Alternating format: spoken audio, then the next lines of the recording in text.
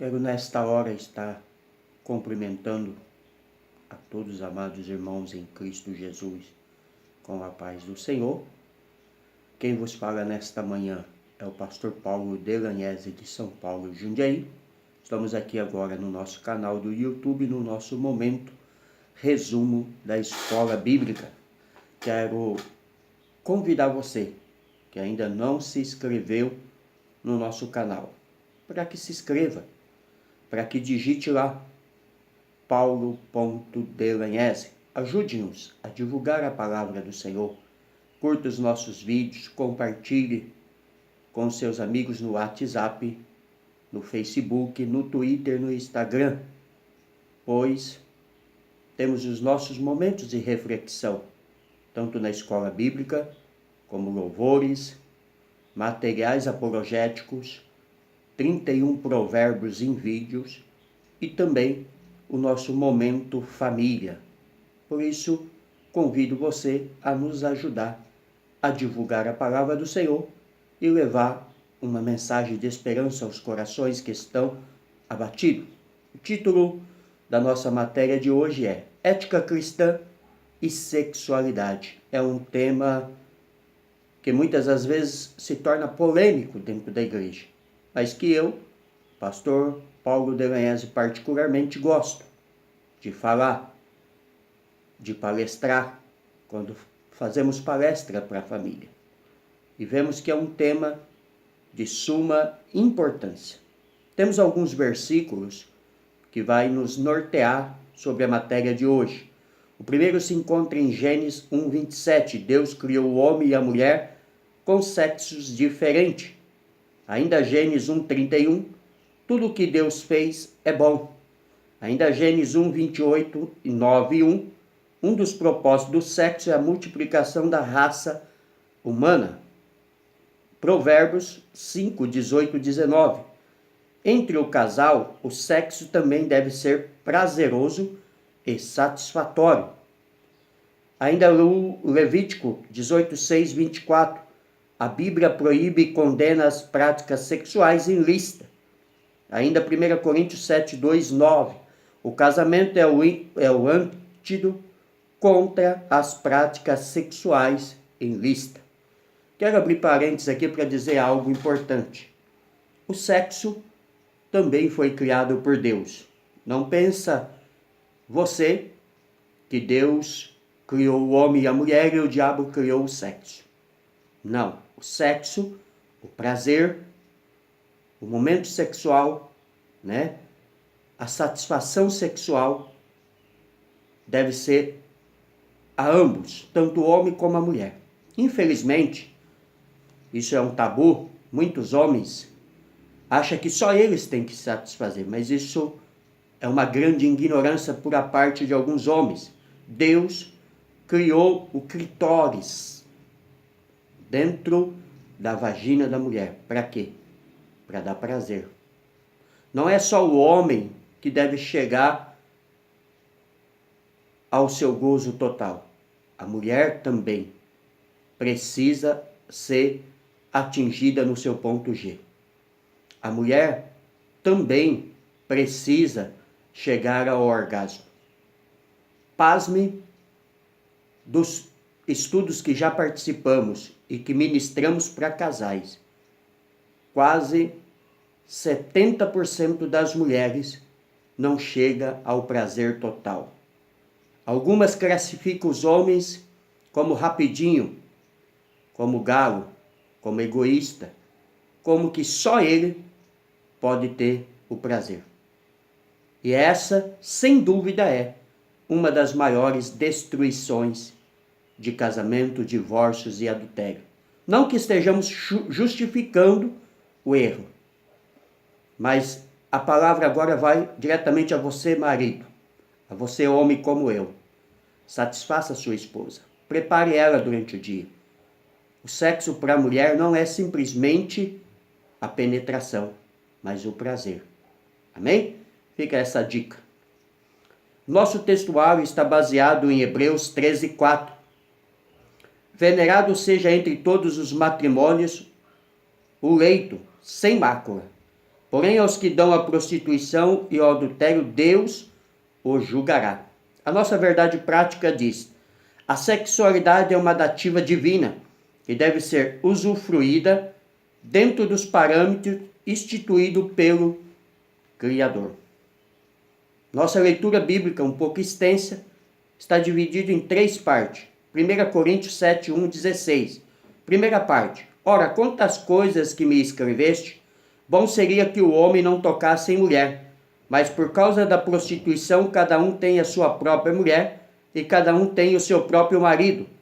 O marido pague à mulher a devida benevolência e da mesma sorte a mulher ao marido. A mulher não tem poder sobre o seu próprio corpo, mas tem o marido. Também, da mesma maneira, o marido não tem poder sobre o seu próprio corpo, mas tem a mulher. Não vos desfraudeis uns aos outros, senão por consentimento mútuo, por algum tempo, para vos aplicardes a oração e depois ajuntais-vos outra vez, para que Satanás não vos tente pela vossa incontinência. Ou seja, abrindo um parênteses aqui e deixando bem claro, você, amada, não pode negar o sexo ao seu esposo. Você não pode castigá-lo porque está com raiva, com ódio, negando o sexo. Você não tem poder sobre o seu próprio corpo, é o seu marido que tem. Você também, marido, não pode negar o ato sexual à sua esposa quando ela quer. Não pode se prolongar os dias sem sexo, a não ser por mútuo consentimento, ou seja, pelo acordo dos dois, para vos aplicar de oração. Só que a palavra é clara, não prolongues, ajunte, para que Satanás não vos tente na carne. A maior destruição do casamento, a maior causa do segundo e terceiro casamento, a maior causa do adultério, como eu disse antes, não é justificando o erro, é a falta de sexo. Homem e mulher que não cumprem com a sua obrigação dentro do ato sexual, abre as portas para Satanás entrar. Fecha aspas. Vamos ao tópico 2 dentro dessa leitura. Digo, porém, isto como que por permissão e não por mandamento, porque queria que todos os homens fizessem como eu mesmo, mas cada um tem de Deus o seu próprio dom, um de uma maneira e outro de outro. Digo, porém, aos solteiros e às viúvas que lhes é bom se ficarem como eu. Mas se não pode conter-se, case-se, porque é melhor casar do que abrasar-se. Todavia, aos casados mando não eu, mas o Senhor, que a mulher se não aparte do marido.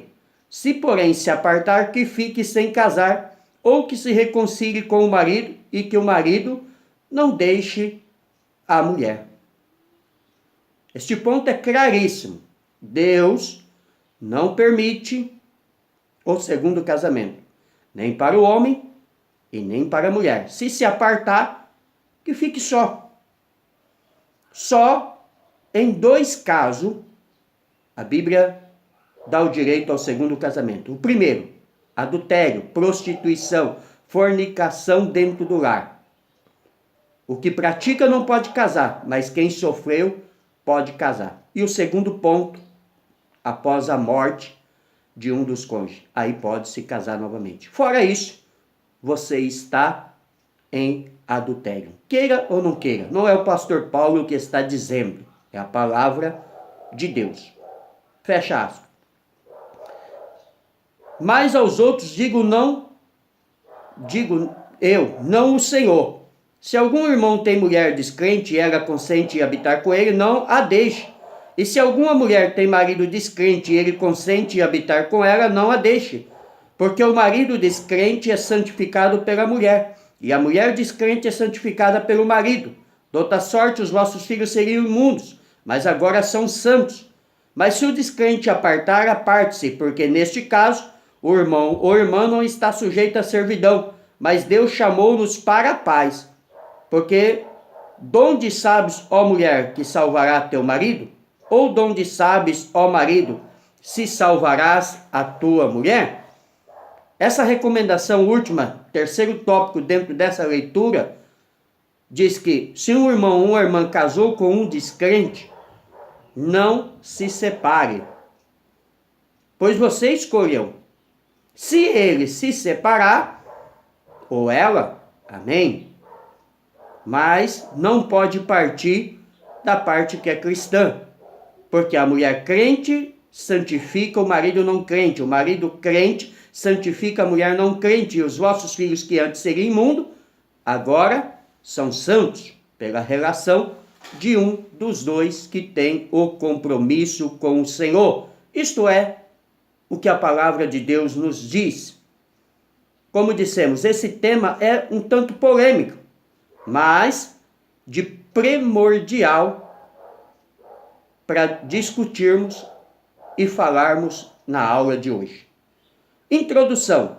Se por um lado a sexualidade tem sido desvirtuada na sociedade pós-moderna, por outro lado alguns cristãos insistem em tratar o assunto como tabu. Embora o tema possa trazer desconforto para alguns, a sexualidade humana não pode ser subestimada.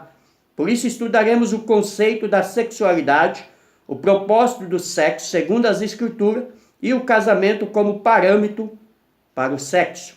Por quê? O casamento como parâmetro para o sexo. O sexo só é permitido depois de casado. Não pode ser praticado por jovens. Não pode ser praticado por casal de namorado ou noivo. Não pode ser praticado fora do laço matrimonial de um homem e de uma mulher. E quem diz isso não é o pastor Paulo, é a palavra de Deus. Primeiro tópico. Sexualidade, conceito e perspectiva bíblica. Sexo e sexualidade possuem conceitos próprios, pois ambos constituem-se atos da criação divina. Como dissemos, não foi o diabo que criou o sexo, foi Deus. E Deus viu que tudo que ele fez era bom, inclusive o sexo, para dar prazer ao homem e à mulher. Conceito do sexo e sexualidade.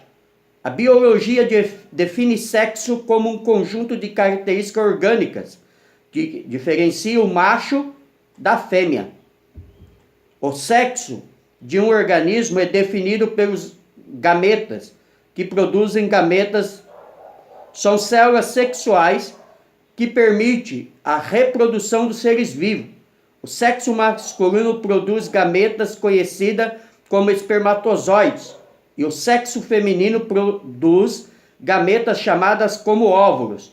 A expressão sexo ainda pode ser usada como referência aos órgãos sexuais ou à prática de atividades sexuais. Já o termo sexualidade representa o conjunto de comportamentos, ações e práticas dos seres humanos que estão relacionados com a busca da satisfação do apetite sexual, seja pela necessidade do prazer ou da procriação da espécie. Então temos aí a definição claríssima sobre o que é sexo e o que é sexualidade. O sexo foi criado por Deus, parte 2 do tópico 1, como dissemos. No ato da criação, Deus fez o homem e a mulher sexualmente diferentes. Macho e fêmeas o criou. Gênesis 1, 27. Portanto, o sexo faz parte da constituição anatômica e fisiológica dos seres humanos, homens e mulheres. Por exemplo, possuem órgãos sexuais distintos que os diferenciam sexualmente. Sendo criação divina, o sexo não pode ser tratado como algo imoral ou indecente. As Escrituras ensinam que ao término da criação, viu Deus tudo quanto tinha feito e eis que era muito bom. Gênesis 1, 31. Desse modo, o sexo não deve ser visto como algo pecaminoso, sujo ou proibido. Tudo o que Deus fez é bom. O pecado não está no sexo, mas na perversão de seus propósitos. Então, o sexo entre marido e mulher não é pecado. O sexo que é pecado é o sexo entre pessoas do mesmo sexo. Exemplo, 2 homens e 2 mulheres, ou sexo bestial, que é o sexo praticado com animais. O sexo é bênção de Deus. Não podemos, em hipótese alguma, vermos o sexo como algo nojento, como algo pecaminoso, como algo repugnante. O sexo não foi a causa da queda, como alguns endiabados falaram por muito tempo. Ao contrário, o sexo foi o ápice da criação. O sexo foi ordenado pelo Senhor para procriar, para gerar, mas entre um homem e uma mulher, e nunca ao contrário. Parte 3 do tópico 1. A sexualidade e a criação divina. Ao criar o homem e a mulher, Deus também criou a sexualidade. E Deus o abençoou. E Deus disse: frutificai e multiplicai-vos, enchei a terra. Gênesis 1, 28. O relacionamento sexual foi uma dádiva divina, concedida ao primeiro casal, bem como às gerações futuras. Deixará o varão seu pai e a sua mãe, e apegar-se à sua mulher, e serão ambos uma carne. Gênesis 2, 24. Sempre fez parte da criação original de Deus a união sexual entre o homem e a mulher, formando assim ambos uma só carne. O livro poético de Cantares exalta a sexualidade e o amor entre o marido e a sua esposa. Cantares 4, 10, 12. A Bíblia, ela é tão clara sobre o sexo que ela escreveu um livro simplesmente sobre sexo, que é o livro de Cantares de Salomão. Se você não leu, leia, é pequeno. Dá para você ler em 1 hora e pouco. Você vai ver o desejo sexual de Salomão e da Sulamita, de um para com o outro. E outra, eles conheciam o corpo de um do outro. Eles se analisavam sexualmente. Eles se acariciavam sexualmente. Eles sentiam prazer sexualmente. Não era só o homem que chegava ao ápice do gozo. A mulher também atingia o seu ponto G e o orgasmo. A mulher também era satisfeita ali na história de Salomão e a Sulamita. Porque o prazer é para os dois. E a Bíblia diz que devemos nos deleitar no seio da mulher amada. Ou seja, devemos sentir prazer. Não devemos ver o sexo, como já dissemos ali atrás, como algo repugnante, como algo que o diabo criou, como algo que é consequência do pecado. Ao contrário, devemos ver o sexo como bênção, como um momento de prazer que Deus nos colocou para gozarmos entre a nossa esposa e o nosso marido. Como eu disse antes, foi Deus que colocou o clitóris no meio da vagina da mulher, para dar prazer. Quando o homem sabe e entende isso, a sua mulher chega ao êxtase, chega ao momento prazeroso. E é isto que muitos homens precisam aprender. Portanto, não é correto, como já dissemos, demonizar o desejo e a satisfação sexual. Assim como o sexo, a sexualidade também não é má e nem pecaminosa. O pecado está na depravação sexual que contraria os princípios estabelecidos nas Escrituras Sagradas, como diz a carta aos Romanos, capítulo 1, versículo 27 a seguir. Sexo não é pecado. Pecado é praticar entre pessoas do mesmo sexo ou entre animais. O cristianismo não está só colocando implicações religiosas no sexo, no mundo antigo. A prostituição religiosa celebrava a fertilidade da natureza. No outro extremo, o celibato ainda é adotado como vocação religiosa, mais pertinente ao sexo e o rito da circuncisão no Antigo Testamento, adotado como sinal de que a aliança de Deus estava sobre os filhos de Abraão de geração em geração. Os próprios órgãos genitais deveriam ser uma lembrança permanente de que a sexualidade é concedida pelo Senhor e que não somos responsáveis perante Ele pelo uso do sexo. A união sexual e a reprodução fazem parte da criação e foi ordenada por Deus, desde o princípio, pela instituição do casamento. O sexo não pode ser retirado desse contexto e tratado de forma meramente biológica ou psicológica, como ocorre na sociedade contemporânea. Seu principal significado não deve ser encontrado em si mesmo, no ato, na experiência ou mesmo em suas consequências sociais, como em qualquer coisa vista teisticamente. Seu significado principal deve ser encontrado em relação a Deus e os seus propósitos. Amém?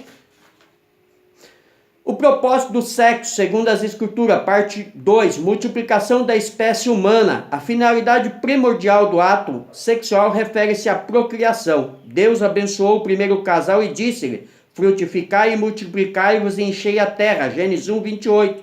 Tal como o Criador ordenara a procriação dos animais, Gênesis 1, 22, também ordenou a reprodução do gênero humano. Nesse ato, Deus concedeu ao ser humano os meios para se multiplicar, assegurando-lhes a dativa da fertilidade.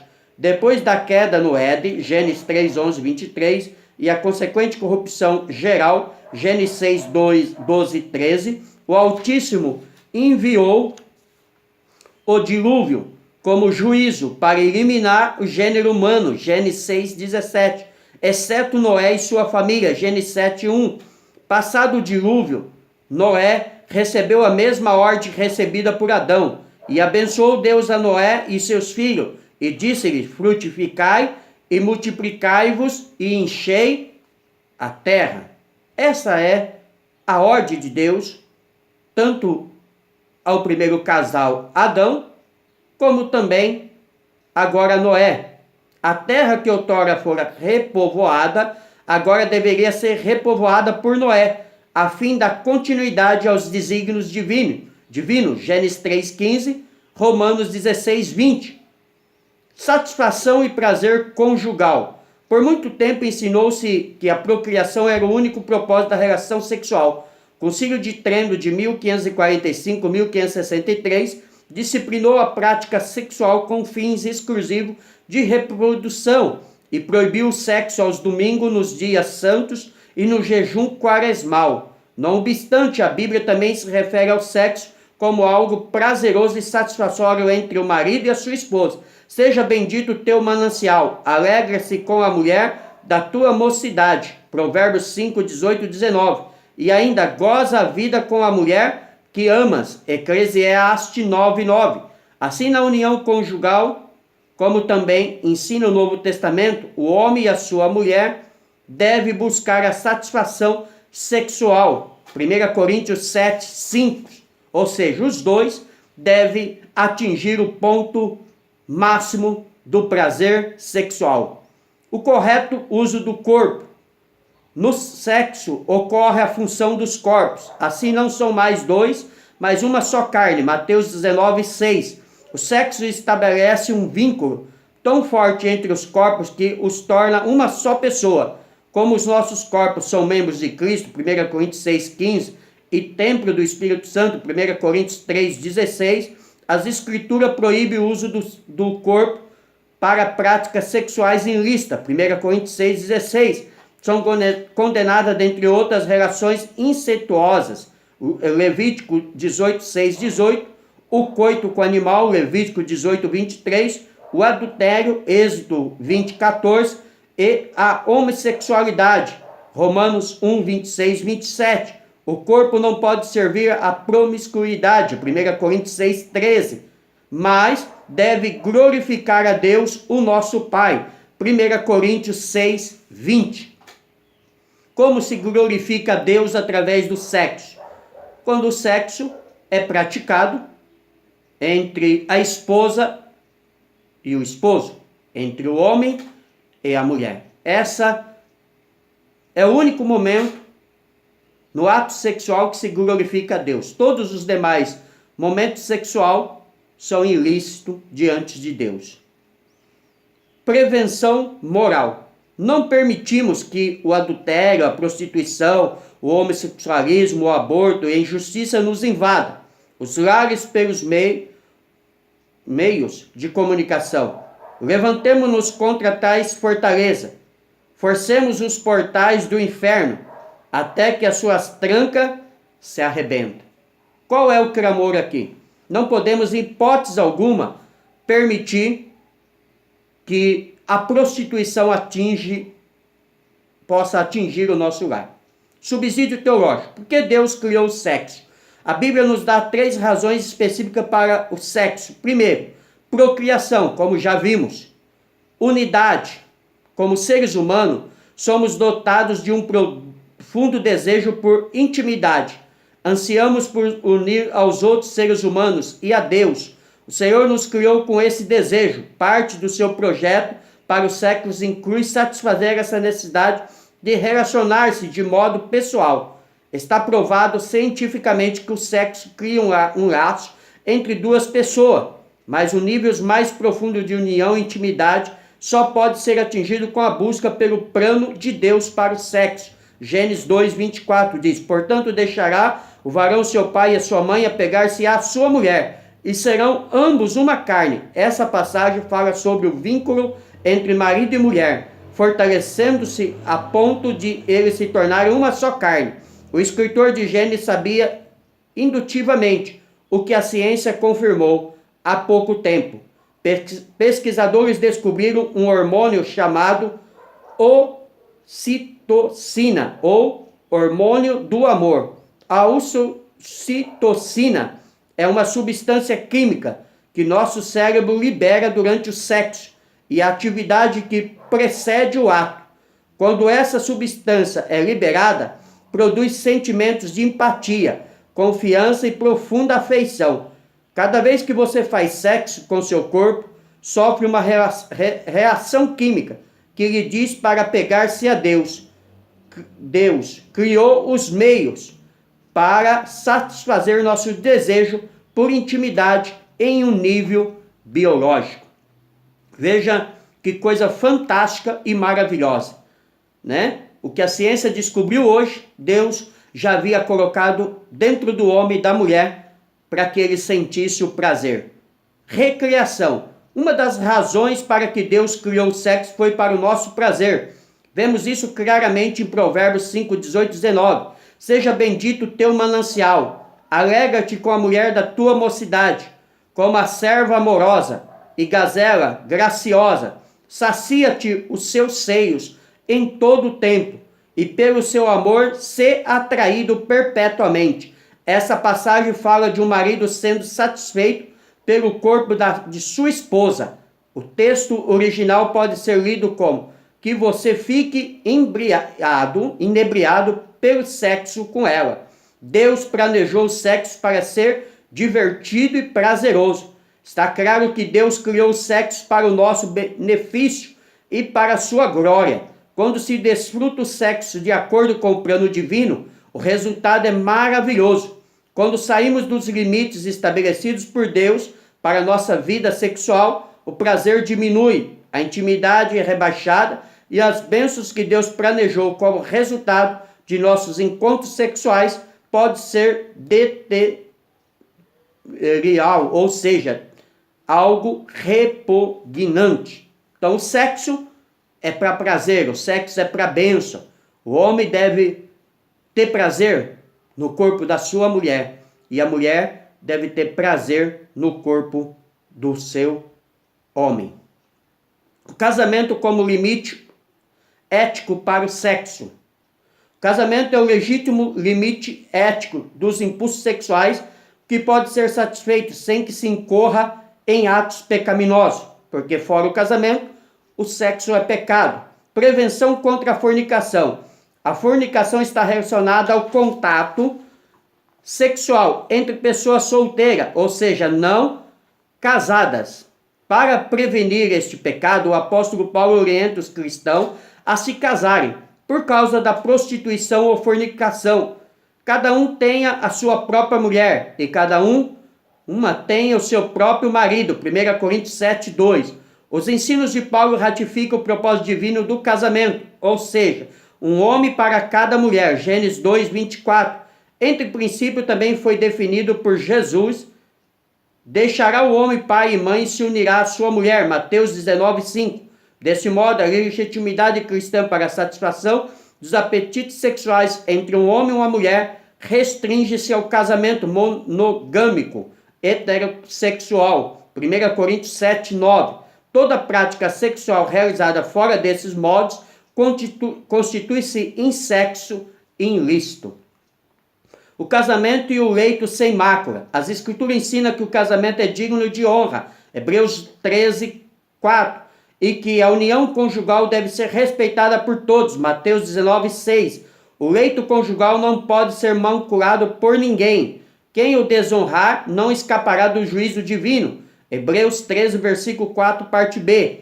Aqui a desonra refere-se ao uso do corpo para práticas sexuais ilícitas, com ênfase nos casos de relações extraconjugais.